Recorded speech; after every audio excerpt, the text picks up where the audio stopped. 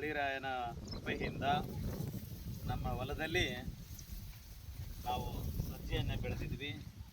ನಾವು ಮಳೆ ಬರ್ತೈತೋ ಇಲ್ಲ ಅಂತ ದೇವರಿಗೆ ಅರಿಕೆ ಒತ್ಕೊಳ್ಳಾರ್ದ ದಿನನೇ ಇರಲಿಲ್ಲ. ನಮ್ಮ ಯಜಮಾನರು ಅಂತೂ ಅದು ಹೇಳಬಾರ್ದು. ಆದರೆ ಮಳಿರಾಯನ ಕೃಪೆಯಿಂದ ನಿನ್ನೆ ಮೊನ್ನೆ ಸುರಿದ ಮಳೆಯಿಂದಾಗಿ ಇವತ್ತು ಸಜ್ಜೆ ಭಾಳ ಚೆನ್ನಾಗಿ ಬಂದಿದ್ದೈತಿ. ಇವತ್ತು ನಾವು 5 ಎಕರೆ ಹೊಲದಲ್ಲಿ ಸಜ್ಜೆನ ಹಾಕಿದ್ದೀನಿ. ಸುತ್ತರದ ಬದುವಿನಲ್ಲಿ ಸರಿಸುಮಾರು ಒಂದು 150 ಮಾವಿನ ಗಿಡಗಳನ್ನ ಹಾಕಿದ್ದೀವಿ. ಅದೇ ರೀತಿ ಒಂದು 60 ಲಿಂಬೆಹಣ್ಣಿನ ಗಿಡಗಳನ್ನ ನಾವು ಬೆಳೆದಿದ್ದೀವಿ. ಅದೇ ರೀತಿ ಒಂದು 40 ಬಾದಾಮಿ ಗಿಡಗಳನ್ನ ಬೆಳೆದಿದ್ವಿ. ಅದೇ ರೀತಿ ಮತ್ತು ಇದೇ ಹೊಲದಲ್ಲಿ ಎಳ್ಳನ್ನು ಸಹ ನಾವು ಹಾಕಿದ್ವಿ. ಸರಿಸುಮಾರು 1.5 ಎಕರೆಯಲ್ಲಿ ಶೇಂಗಾನು ಬೆಳೆದಿದ್ದೀವಿ. ಮಳಿರಾಯನ ಕೃಪೆಯಿಂದ ನಾವು ಅದೇನು ಹೋಗ್ಬಿಡ್ತೈತೆ ಅಂತ ಆತಂಕ ಹೊಂದಿದ್ವಿ. ಆದರೆ ದೇವರ ಒಂದು ಕೃಪೆಯಿಂದ ಇವತ್ತು ಶೇಂಗದ ಬೆಳೆ ಸಹ ಭಾಳ ಚೆನ್ನಾಗಿ ಬಂದಿದ್ದೈತಿ. ಅದೇ ರೀತಿ ನಮ್ಮ ಎಲ್ಲ ಮಾವಿನ ಗಿಡಗಳು ಸಹ ಇವತ್ತು ಭಾಳ ಚೆನ್ನಾಗಿ ಬೆಳೆದಿದ್ದಾವೆ ಸುತ್ತರದ ಬದುವಿನಲ್ಲಿ. ಅದೇ ರೀತಿ ಇವತ್ತು ನಮ್ಮ ಸಜ್ಜೆಯನ್ನು ತಾವು ತೋರಿಸ್ಬೇಕನ್ನೋ ಒಂದು ಉದ್ದೇಶದಿಂದ ಇವತ್ತು ಈ ವಿಡಿಯೋನ ನಾವು ಮಾಡ್ತಾ ಇದ್ದೀವಿ. ಯಾಕಂದರೆ ರೈತರ ಬದುಕು ಎಷ್ಟು ಕಷ್ಟದಾಯಕ ಮತ್ತು ಎಷ್ಟು ಯಾತನೆ ಬರುತ್ತಾ ಅಂತಂತಂದರೆ ಒಂದು ಉದಾಹರಣೆ ನಾನು ಈ ಸಂದರ್ಭದಲ್ಲಿ ಹೇಳಕ್ಕೆ ಬಯಸ್ತೀನಿ. ಮಳೆ ಇರಲಾರ್ದ್ರಿಂದ ನಮಗೆ ಭಾಳಷ್ಟು ಕಷ್ಟ ಬೆಳೆ ಆಗುತ್ತಾ ಅನ್ನೋ ಒಂದು ಭಯ ನಮ್ಮಲ್ಲಿ ಕಾಡಿತ್ತು. ದೇವರ ದಯದಿಂದ ಇವತ್ತು ಬೆಳೆ ಕೈಗೆ ಬಂದಿದ್ದೈತಿ.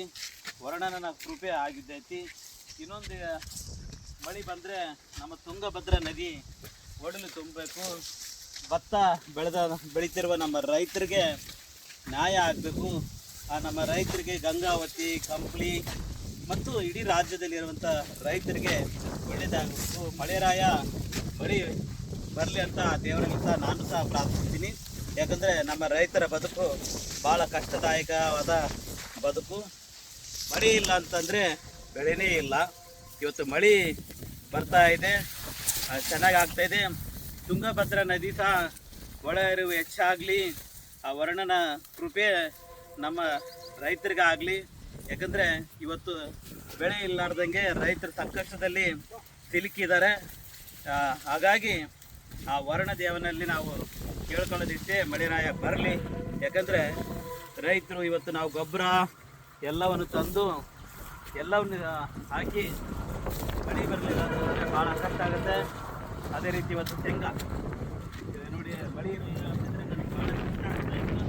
ಇವತ್ತು ಮಳೆ ಬಂದಿರೋದ್ರಿಂದ ಶೇಂಗಾ ನಮಗೆ ಭಾಳ ಚೆನ್ನಾಗಿ ಬರ್ತಾಯಿದೆ. ಸಸಿಗಳೆಲ್ಲ ಮೂಡಿದಾವೆ. ಇವಾಗ ನಾವು ಸುಮಾರು 1 ತಿಂಗಳಾಯಿತು. ಮಳೆ ಇಲ್ಲಾಂದರೆ ಎಲ್ಲ ಹಾಳಾಗ್ತಿತ್ತು. ಆದರೆ 2 ದಿನದಿಂದ ಮಳೆ ನಮ್ಮಲ್ಲಿ ಬರೋದ್ರಿಂದ ಇವತ್ತು ಶೇಂಗಾ ಸಹ ಚೆನ್ನಾಗಿ ಬಂದಿದೆ, ಬರ್ತಾ ಇದೆ ಇವತ್ತು. ಯಾಕಂದರೆ ಅಲ್ಲಿ ನೋಡಿ ಎಲ್ಲ ಶೇಂಗಾ. ಯಾಕಂದರೆ ನಾನು 5 ಎಕರೆ ಹೊಲದಲ್ಲಿ ಎಲ್ಲ ನಮನೆಯನ್ನು ನಾವು ಹಾಕಿದ್ವಿ.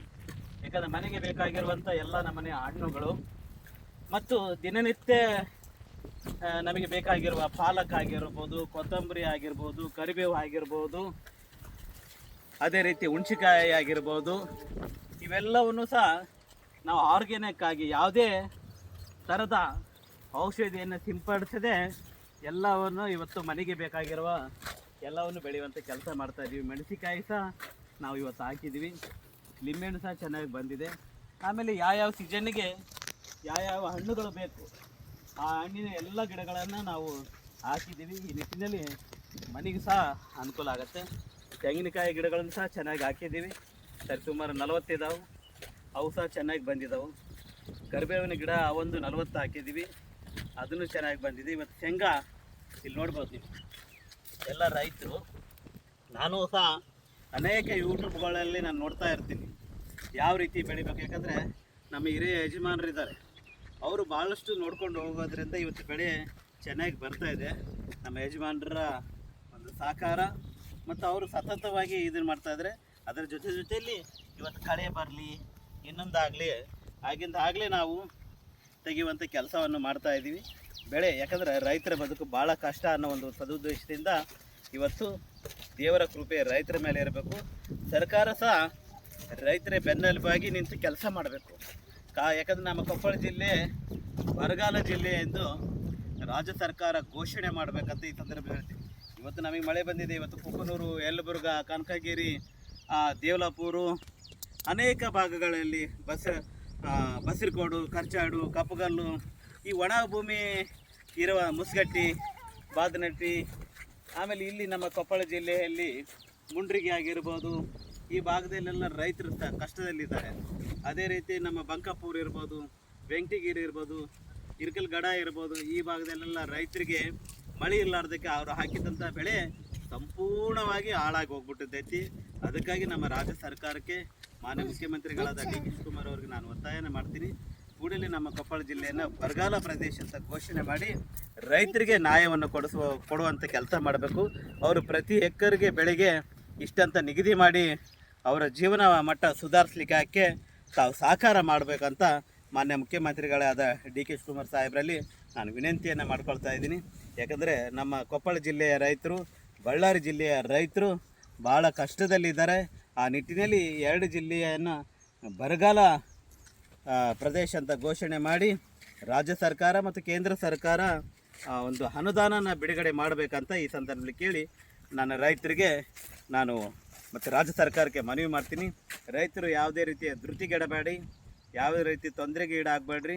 ರಾಜ್ಯ ಸರ್ಕಾರಕ್ಕೆ ಸಹ ನಾವು ಒತ್ತಾಯ ಮಾಡ್ತೀವಿ. ಕುಮಾರಣ್ಣನವರು ನಿಮ್ಮ ಜೊತೆಯಲ್ಲಿ ಇರ್ತಾರೆ. ನಿಮ್ಮ ಹಕ್ಕುಗಳಿಗೋಸ್ಕರ ನೀವೆಲ್ಲ ಹೋರಾಟ ಮಾಡುವಂಥ ಕೆಲಸ ಮಾಡೋಣ. ಬ್ಯಾಂಕ್ಗಳು ಯಾರಾದರೂ ತೊಂದರೆ ಕೊಟ್ಟರೆ ನಮಗೆ ಹೇಳಿ, ಆ ಅಧಿಕಾರಿಗಳಿಗೆ ನಾವು ಹೇಳುವಂಥ ಕೆಲಸ ಮಾಡ್ತೀನಂತ ಈ ಸಂದರ್ಭದಲ್ಲಿ ಹೇಳಿ ನನ್ನ 2 ಮಾತುಗಳನ್ನ ಮುಗಿಸ್ತಾ ಇದ್ದೀನಿ.